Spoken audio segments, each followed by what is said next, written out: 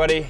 My name is Zack Telander, and I am a weightlifting coach for Juggernaut Training Systems. And today we're going to go over some training that I did with one of my lifters, Cesar.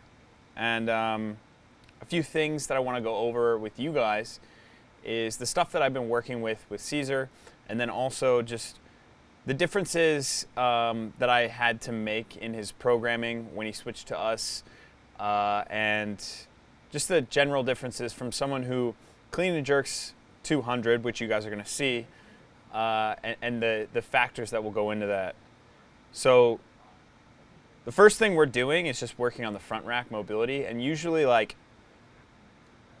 like to have some sort of exercise or something that, whether it's an exercise or a drill, that is pointed and it's kind of simple, but you know that you're just going to try to work on that one thing. And I like to do that before either snatches or clean and jerks.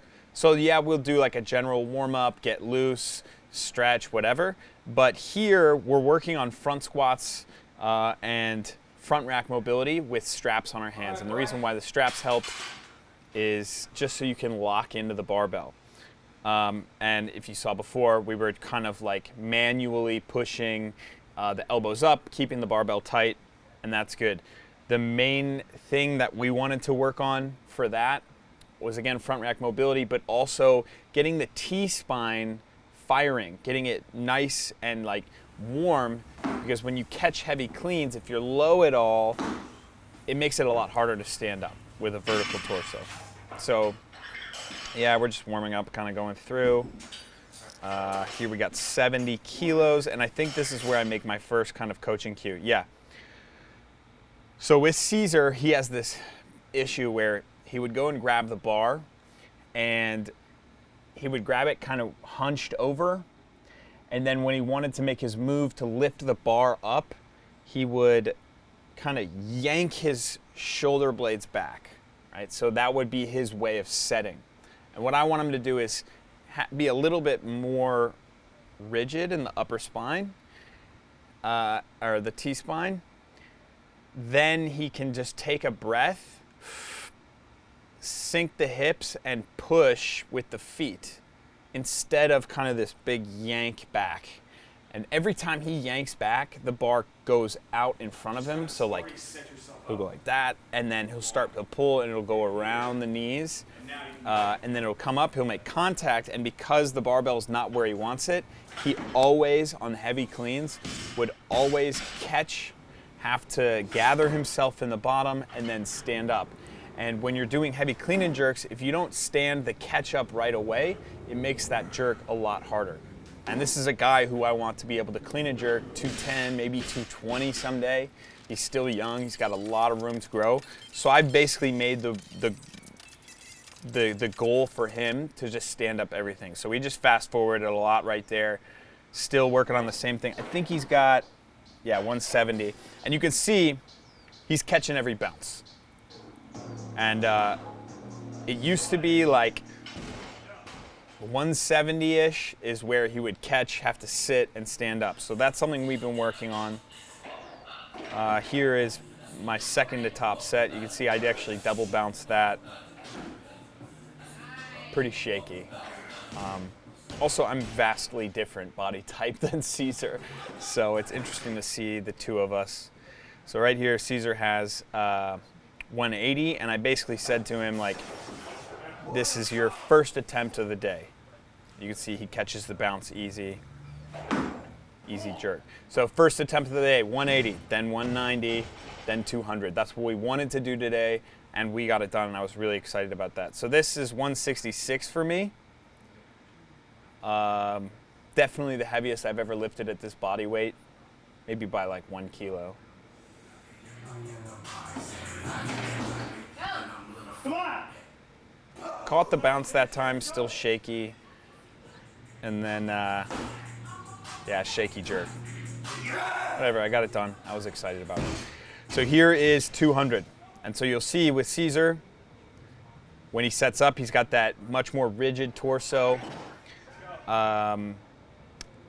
He's got that rigid torso on the setup, and he catches the bounce which like for him is unheard of. So this was a huge win for us. Actually, sorry, this is 190, but he still catches a bounce.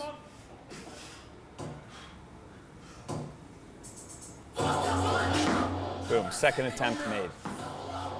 We basically looked at today's like 80, 90, 200, boom. Yeah, and I'm still talking to him here about that same thing.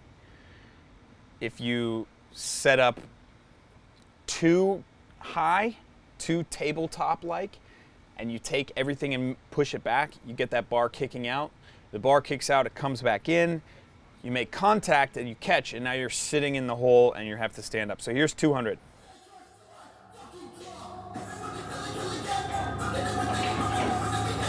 Boom, stands it up.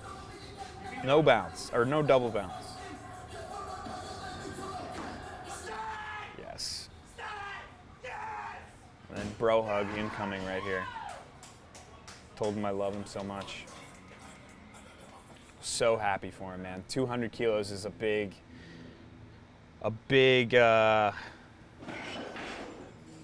number. It's a big number. And I stripped the barbell there. I wasn't going to allow him to go heavier. Even though it looks like it was easy, the plan was 200. We're sticking with the plan. He's 23 years old. He's got a long time to get up past that. So we're going to do some squats here. Cesar is probably the best squatter I've ever worked with, one of the best squatters I've ever known. So I don't really back squat him too much. And then on a day like today, you know, I'm just going to treat him with a back squat, a heavy single.